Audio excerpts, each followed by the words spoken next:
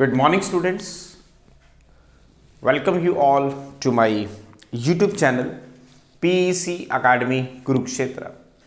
My dear students, today I am here to deliver lecture number 4 of Unit 6 Gravitation.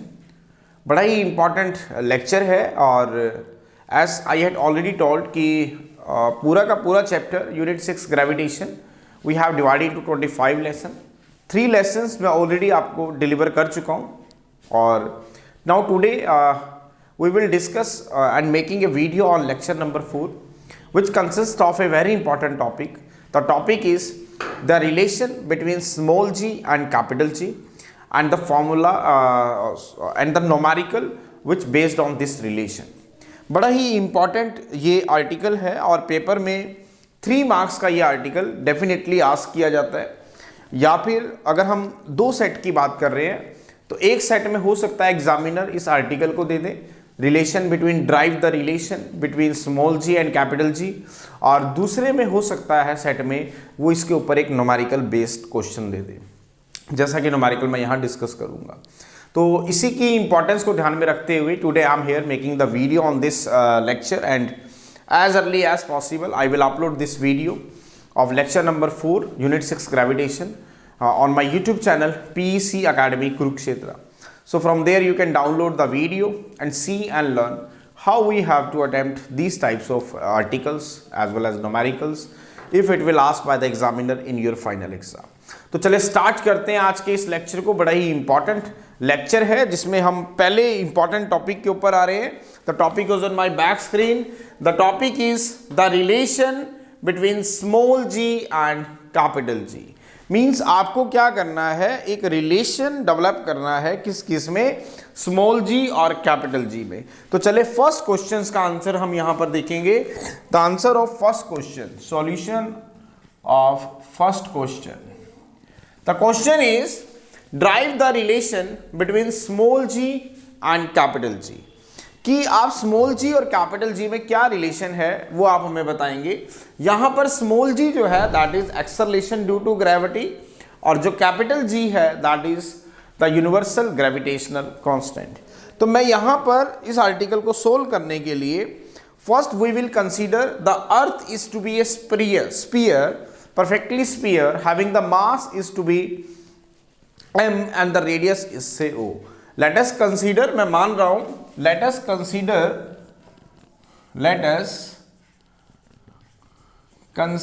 the earth is to be a sphere having the mass m, radius r,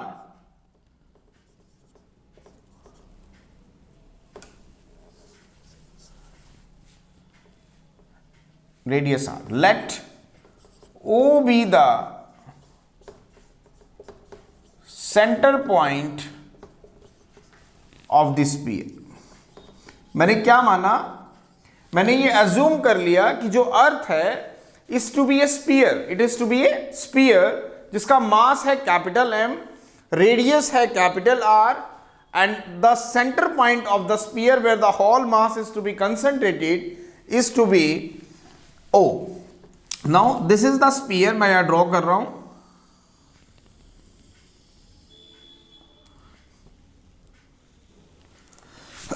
This is the sphere having the center point is say O. मैं यहां पे ले रहा हूं. This is the earth जिसका mass है मेरे पास क्या, capital M, and the whole mass of the earth is to be concentrated at the center point say O. और मैंने मान लिया it is to be a perfect sphere having the radius इससे r. दोबारा सुनेंगे, हमें प्रूव करना है रिलेशन स्मॉल जी और कैपिटल जी में, जिसमें आपके पास जो स्मॉल जी है that is the acceleration due to gravity और जो कैपिटल जी है that is the universal gravitational constant. अब स्मॉल जी की जो वैल्यू है you know very well what is the value of small ji, that is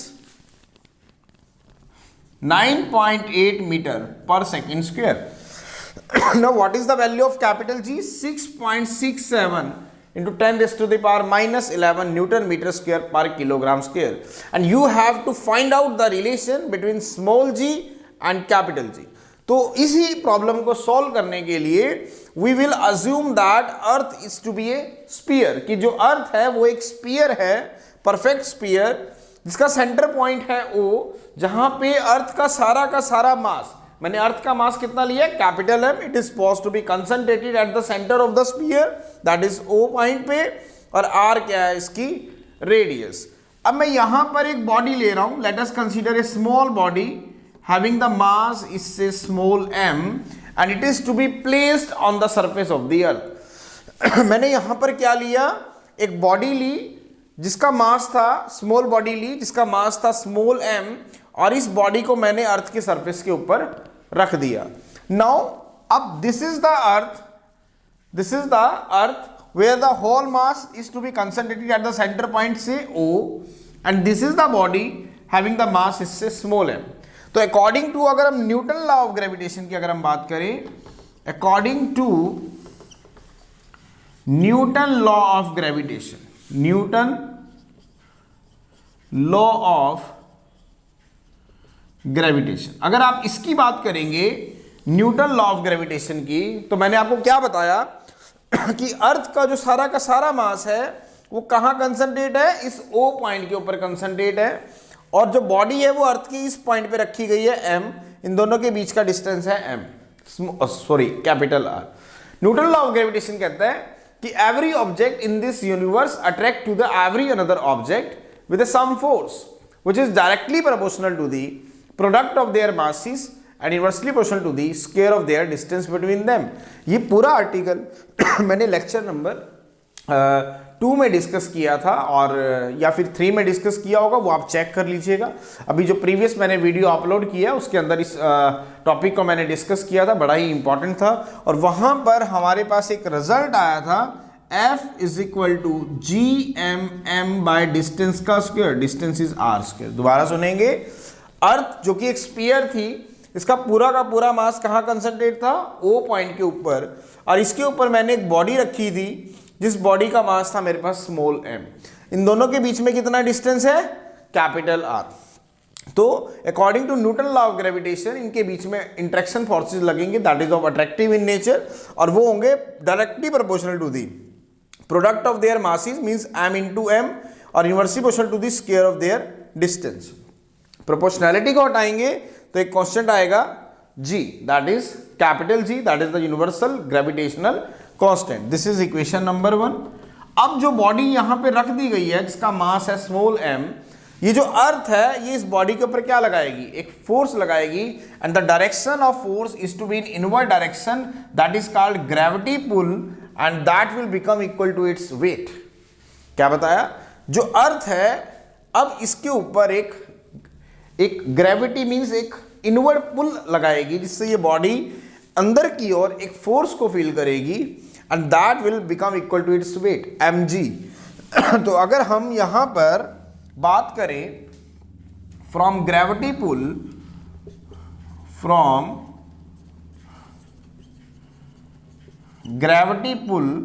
now F is equal to mg. This is equation number 2.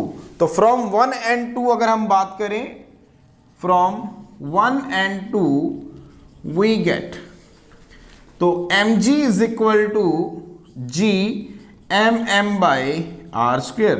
तो small m से small m कम चला गया, तो स्मॉल g कितना आया आपके पास, gm बाई r स्क्वेयर. इसका मतलब जो हमारे पास रिजल्ट आया वो आया g is equal to gm by r square. अब ध्यान से देखेंगे, this is the acceleration due to gravity. इस रिजल्ट में देखो कहीं पर भी हमारे पास बॉडी का मास नहीं आ रहा है. इसका मतलब जो एक्सेलरेशन ड्यू टू ग्रेविटी है वो इंडिपेंडेंट है किसके, मास ऑफ द बॉडी के, which is to be placed on the surface of the earth. Second, shape of the body के ऊपर भी वो इंडिपेंडेंट है, as well as size of the body. क्या बताया मैंने, यहां पे अगर रिजल्ट को आप देखें तो स्मॉल g है आपके पास gm बाई r स्क्वेयर, जिसमें g है यूनिवर्सल ग्रेविटेशनल कांस्टेंट, उसकी वैल्यू ये रही 6.67 10⁻⁻11 newton metre square per kilogram square. और जो कैपिटल M है वो है मास ऑफ द अर्थ और R क्या है, रेडियस ऑफ द अर्थ। तो जो एक्सेलेरेशन ड्यू टू ग्रेविटी है it is independent to the, क्योंकि स्मॉल m यहां पर कहीं पे भी नहीं है, it is independent to the mass of the body which is to be placed on the surface of the earth. Mean जो बॉडी अर्थ की सरफेस पे रखी गई है उसके इंडिपेंडेंट है, उसके साइज के इंडिपेंडेंट है, उसके शेप के इंडिपेंडेंट है, and it will depend on the mass of the earth as well as radius of the earth. दो फैक्टर के ऊपर डिपेंड करती है, एक तो अर्थ के मास के ऊपर और दूसरा उसका जो रेडियस है अर्थ का उसके ऊपर डिपेंड करती है। This is the relation between small ji and capital G, बड़ा ही इंपॉर्टेंट था। और पेपर में ये जो आर्टिकल है relation between small ji and capital G, ये 3 मार्क्स का आपका डेफिनेटली आस्क किया जाता है। तो now we will come to the numerical, जो कि बड़ा ही इंपॉर्टेंट न्यूमेरिकल है। और जो आर्टिकल अभी हमने ड्राइव किया है the relation between small ji and capital G, जिसका रिजल्ट आया था हमारे पास, अभी हमने देखा G is equal to GM/R², इसके ऊपर बेस्ड है। अगर आपके 2 सेट एग्जामिनर डिज़ाइन करता है तो डेफिनेटली जो पहला सेट होगा उसके अंदर या तो आपका वो एक सेट में ये रिलेशन डालेगा, the relation between small ji and capital G, and you have to prove like this manner, जैसे मैंने अभी प्रूव किया, और या फिर एक सेट में वो न्यूमेरिकल डालेगा जो इसी के ऊपर बेस्ड होगा। Now we come to the second topic, that is the numerical which is based on this formula G is equal to GM/R²। तो पहले हम न्यूमेरिकल की स्टेटमेंट को एक बार रीड आउट कर लेते हैं। Now the radius of the moon is 1.7 into 10⁻6 meter and its mass is 7.4 into 10⁻22 kg. If capital G is 6.67 into 10⁻⁻11 Newton meter square per kilogram square, find the value of acceleration due to gravity on the surface of the moon. मैं दोबारा repeat कर रहा हूँ, the radius of the moon is 1.7 into 10⁻6 meter and its mass is 7.4 into 10⁻22 kg. If capital G is equal to 6.67 into 10⁻⁻11 Newton meter square per kilogram square, find the value of acceleration due to gravity on the surface of the moon. वो यहाँ पर हमें क्या कह रहा है कि आपके पास एक मून है, suppose this is the moon, suppose this is the moon, suppose this is the moon, इसका सेंटर पॉइंट है O और जो रेडियस है that is R, means radius of the moon RM आपको गिवन है कितना, 1.7 into 10⁻6 metre. The radius of the moon आपको given है कितना, 1.7 into 10⁻6 मीटर। मैं कहता हूं कि लेट मून का जो मास है दैट इज कैपिटल है which is to be concentrated at the centre point O, और वो आपको गिवन है कितना, capital M। Mass of the moon small m कर देते हैं, दैट इज 7.4 into 10⁻22 kg। क्या बताया मैंने, जो मास ऑफ द मून है वो आपको गिवन है 7.4 into 10⁻22 kg। कैपिटल G भी आपको गिवन है, तो वो कह रहे हैं कि अगर यहाँ पर हम बात करें कि भाई एक बॉडी रखी गई है जिसका मास है से स्मॉल m, तो डेफिनेटली ये बॉडी इसके ऊपर एक फोर्स लगाएगी। मींस अभी हमें यहाँ पर फाइंड आउट करना है कि the value of acceleration due to gravity on the surface of the moon. इस मून की जो सरफेस है उसके ऊपर स्मॉल g की वैल्यू क्या है वो हमें फाइंड आउट करनी है। दोबारा देखें, दिस इज द मून जिसका सेंटर पॉइंट है O, जहां पे मून का मास कंसंट्रेट है। तो मून का मास है mm। अब मून का मास आपको गिवन है कितना, 7.4 into 10⁻22 kg। Now radius of the moon, मैं कह देता हूं कि let RM be the radius of the moon. Radius of the moon आपको गिवन है कितना, 1.7 इंटू 10 की पावर 6 मीटर। वो कह रहा है कि ये जो मून है, इसमें जो ग्रेविटी की वैल्यू है, एक्सेलरेशन ड्यू टू ग्रेविटी, जिसको मैं स्मॉल जी कह रहा हूं, वो इसकी सरफेस पे कितनी है। अभी हमने एक रिलेशन फाइंड आउट किया था, small ji is equal to GM by R square. इस रिजल्ट को हम इसमें यूज करेंगे। तो we know that you have to calculate the value of small ji, that is the acceleration due to gravity on the surface of the moon. ये हमें find out करना है। तो वी नो दैट अगर हम बात करें तो small ji is equal to GM by R square. तो पुट करेंगे वैल्यू, कैपिटल G की वैल्यू पुट करेंगे, that is 6.67 into 10⁻⁻11 newton metre square per kilogram square. Now mass of the earth की वैल्यू पुट करेंगे, that is 7.4 into 10⁻22 kg divided by radius का square. Means moon की बात कर रहे हैं तो mm लगा देते हैं, rm का square that is 1.7 into 10⁻6 metre, इसका होल स्क्वायर।